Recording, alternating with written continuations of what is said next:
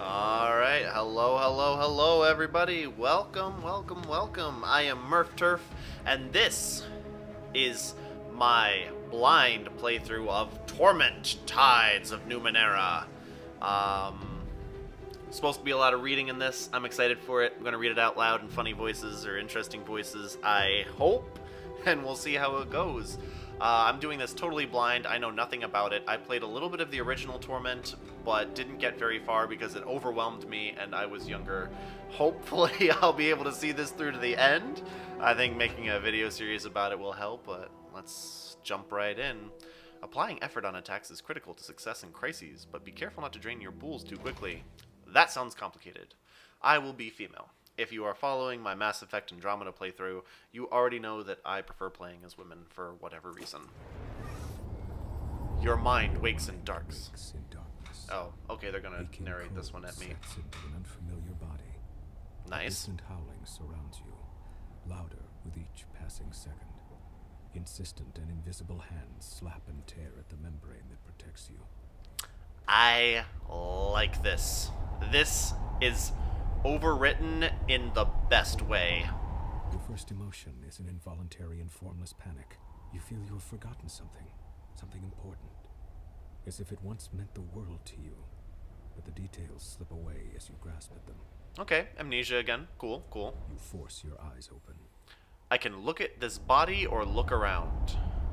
I'm gonna look around. Pink, fleshy cocoon surrounds you. Oh, Even okay. as you look, a minor rent in its side tears open, and the howling wind forces its way inside. Huh. Pink, fleshy cocoon, eh? That's The interesting. cocoon rips away, gone before you can grab it, spinning you into a dizzying tumble. Ah! You are falling, the world many kilometers beneath you. Oh my You goodness. catch a glimpse of a curved horizon, and also the ground beneath you that is approaching deceptively quickly. Huh. Above you, I wouldn't know. I've swirling never been winds skydiving. collapsing in upon itself.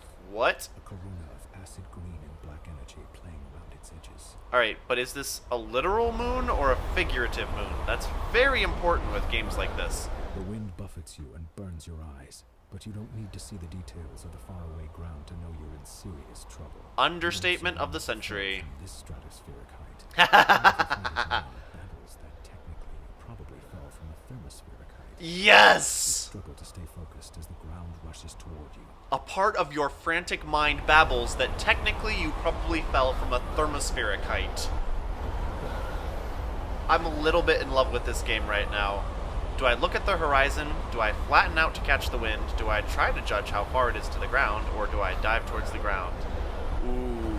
Okay, I didn't really think about how I want to play this character, but right now, dive towards the ground sounds like the best strategy. Put your hands to your sides, and you slice through the air. The wind tears at your face and scalp, and your skin burns under the tremendous speed. Your vision blurs, and you are unable to judge how far you've fallen. Keep diving, the faster the better. Try to flatten out or look around. The faster the better! Itself into your mind. Terminal velocity. You have Reach the limit. speed the air will grant you, and now that you enter the lower reaches of the atmosphere, you can feel it thickening around you, and miraculously you are slowing from the frenzied descent. Wait, is it thickening because I'm in lower atmosphere, or is it thickening because there's some magic going on? Again, that's a very important distinction in games like these. Slow is a relative term. Oh, okay, cool. A knife through the air, piercing its veils, and you have no time for the poetry of falling. This realization drives itself home as you strike an unyielding surface. As your skin explodes and your organs liquefy on impact, a brief thought flashes through your mind. Your life was utterly and completely meaningless. Warhammer 40k levels of Grimdark. I love it. Oh, this is gonna be great. Your life was utterly and completely meaningless. Continue. I think my skin exploded and my organs liquefied also. This is amazing. Most of your body is splattered across the ground. Your sole legacy to the world is a small crater near Sagas Cliffs. Okay, but I don't... Wait, seriously? That's it? I died? Oh, this is great! So, I just finished playing Mass Effect Andromeda, and in it, there's this moment where, like, this complex engine is about to blow up and incinerate 20,000 people in cryosleep, and you have to fix it. But like, I walked to the other side of the room and back despite all these people telling me to hurry or folks are gonna die, and nothing happened, of course, because there wasn't any actual, like, urgency to it. But in here, it seems like I decided to do whatever I wanted, which, you know, I usually do during gaming prologues because nothing you do in games matters, and now I am dead, and I have to load my last save. And I can't do that because I haven't even saved. I can only go back to the main menu. This is beautiful. Alright, this time I'm not going to decide to dive and have a meaningless and worthless life. They punished me for my choices. Alright. Da-da-da-da-da. Okay, this time I'm gonna look at the body. Wait, you are wearing a form-fitting suit of some dark material. I'm a space You recall person. that you were wearing something much more elaborate a short time ago. Okay. You have smooth, light brown skin, 5 fingers on each Light hand, brown. 5 toes on That's each nice foot. and racially ambiguous. Good Cool. muscles, strong but not bulky, Nice, and nice. slim hips. Okay. Your palms are soft, as if they have not done much labor, but scars and burns on the hands and wrists suggest that you haven't always been careful. Why can't you remember this? I am glad I chose to look at the body. That's cool. Without warning, the cocoon that surrounds you shreds and tears away. You are falling. Above you, a small moon is slowly collapsing in on itself. The world is many kilometers below you. Alright, this time I'm going to try to flatten out and catch the wind. Instinctively, you spread your arms and legs, and they respond sluggishly. You stop tumbling head over heels. Though you were still spinning laterally, that motion has calmed as well, and you have space to assess your situation, and perhaps to understand the predicament and the body in which you find yourself. Yeah. Below you, you see a large landmass. A massive ocean dominates the rest of the visible globe. Cool. Dotted here and there with island chains. Island chains. Small moons, unusual structures, and strange machines rush past you in glittering profusion as you plummet toward the ground. Nice! Tiny little floating things in the atmosphere? That's awesome. Alright, I can study the world or try to remember what happened. I feel like... Alright, I'm gonna metagame just a tiny bit. Trying to remember what happened is definitely not gonna help me in this situation, so I'm gonna study the world. This appears to be a huge megacontinent. Ooh. Any size on this side of the world, at least. I can see that much? How can I breathe? And curiously, regular mountain ranges march up and down and across. You are falling toward what looks to be a great bay, a sprawling city perched on its shore just to the north. Alright. But if I'm that high up and I'm spread-eagled, I can probably go somewhere else. Just, I don't know that much about skydiving, but it seems like that would make sense. A broad plain scattered with curious structures, visible even from this height. Curious The structures. northeastern portion of this land looks to be a desert, a strange blue dot like an eye in its exact center. An oasis, It perhaps? seems to hold a city in its watery grasp. Watery Its grasp. west is a ring of huge mountains surmounted by enormous carved peaks spewing magma into a central catch basin. What concerns you most right now is the bay below you. It's coming at you quickly. Alright, try to slow the descent even more, try to remember what happened, or give up and dive. Give up and dive killed me last time. Alright, trying to slow the descent even more. I don't have anything, I think. Try to remember what happened. You seem to have any other option. You close your eyes. I guess I don't. Look below you. Ignore the rushing of the wind past you. And concentrate. You remember that you were in the hallways of a place that wove itself through your blood. Wait, what? Through your thoughts. The memories project themselves in your mind, a story told to you as if they happened to someone else. Yet it was your body that walked those halls, your lungs that breathed that air. Those halls that are a part of my blood and thoughts? You were running because something was hunting you. Dun dun Now you dun. are far more powerful than you. Dun dun dun. Examining your stolen memory, you know that you were. What could have stood against you? Who wielded instruments of flame and time itself? Ooh, flame and time itself? Tip of your tongue. And is it going to stop me from falling? Who? Who were you? Continue to search these memories. Try to arrest the fall one more time. Look at the world. I'm going to try to arrest the fall one more Nothing for you time. to grab hold of, and the resistance of your body can only do so much against the insistent grasp of the earth. As you Oh, I think I'm going to die again. Y'all. I think I'm going to die again. This is great. Did I choose wrong? But wait! A domed structure of glass or crystal floating in the bay, and a strangely blurred woman and a man are pointing at you. A massive Yay! force Mages, rushes save from me! its outstretched arm enfolding you, but it's too late. You were falling too fast. With a sickening thump, you destroy the glass structure. You hear some strange engine howl as its balance is forever altered, and then...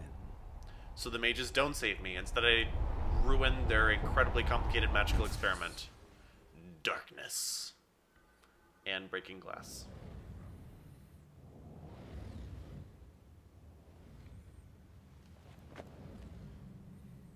That's not light brown skin. You lied to me.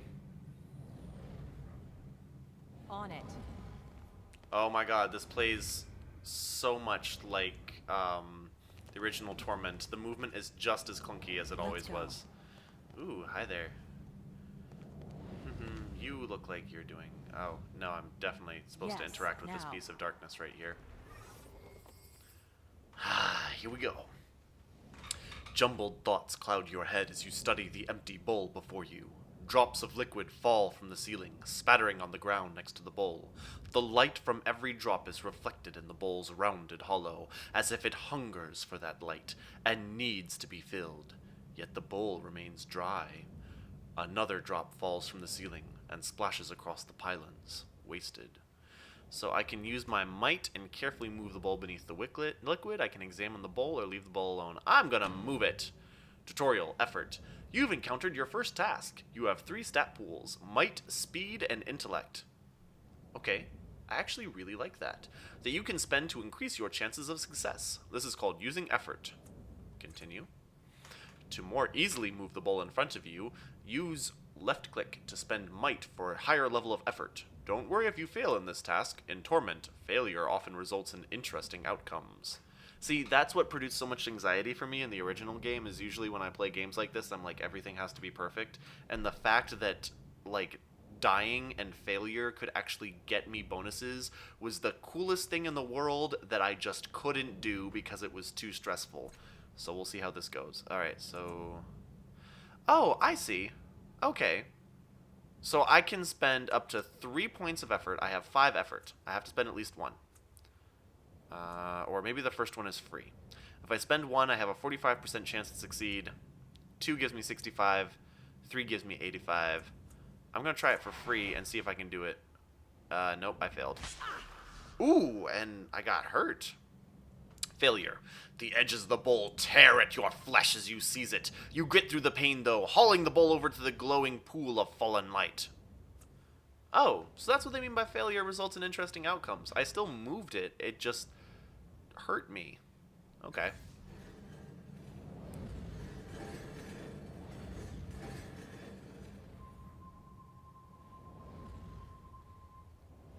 Alright, everything is red and glowy. And is the pool actually going to get bigger? Oh my god, I think it is. Blood trails from your fingers into the hungry depths of the bowl. Drop by drop, it fills, your blood mixing with the light until the air itself takes on a strange reddish hue. Ripples spread over the blurred outline of your reflection. A sanguine radiance spills across the segmented floor, washing away the nearest shadows and pouring into your mind, melting the ragged edges of your fragmented thoughts. You are not whole, not yet, but you have begun to heal from the damage done in your long fall. A voice calls out from somewhere high above, beyond the reaches of the spreading light. Cool! My blood light healed me! That's nice. Hello, are you still alive down there? We're up here. Build a path up to us and be careful. Well, I didn't do anything though. It just built itself. All right, mouse wheel to zoom. What's my name? Last cast off. Okay. Let's go. Walking along the path. Walking along the path. Hello, glowing orb of light. Interact. As soon as you touch the orb, a memory floods your mind. Shoom. You stand in front of a rusted door. The air is humid and dank. You've had a moment's respite from this water-logged hell, a bubble of stale air at your resting point. You've breathed water before, and you've lived countless decades beneath the waves, but this body's an air breather, and the constant pressure has been crushing you ever so subtly. Worse, your companion's mind seems to be wandering from the task at hand. He's a genius with machines, as you well know, but now he seems distracted. So apparently I'm a body hopper who's lost their memory? Okay.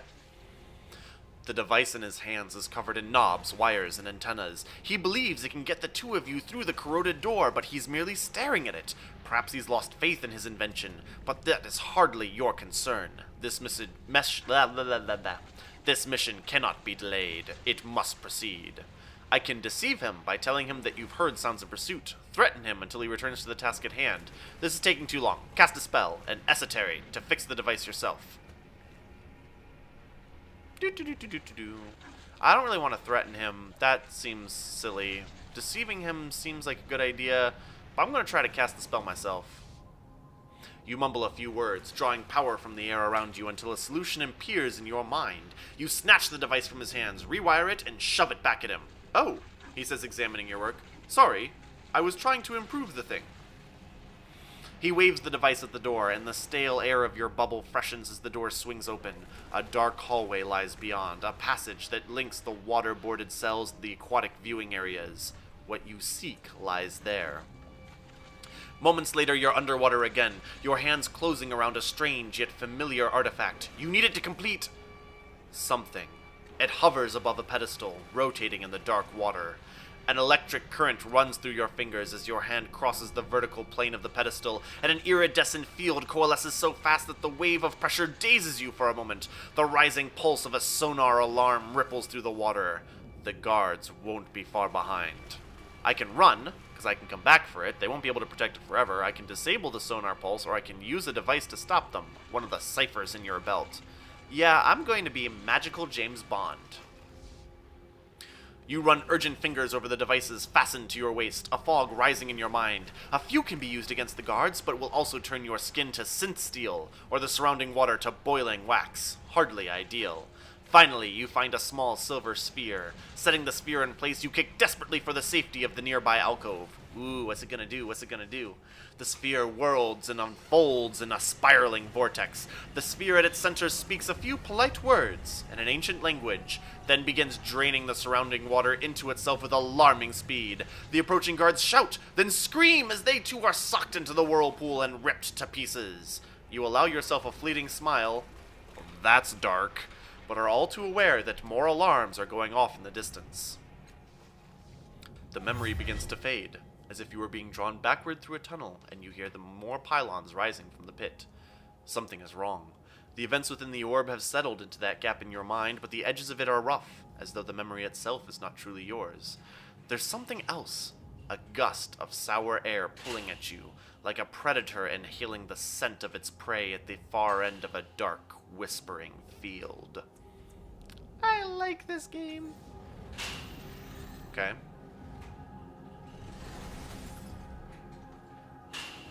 Alright, and I just needed to look at my memory, and then boom, we've got more stuff. And there will be another memory for me to examine, but I think that's probably more than enough for this evening. Probably have a longer video tomorrow, but we'll see. Maybe, maybe not. In any event, this is MurphTurf, and I will see all of you later.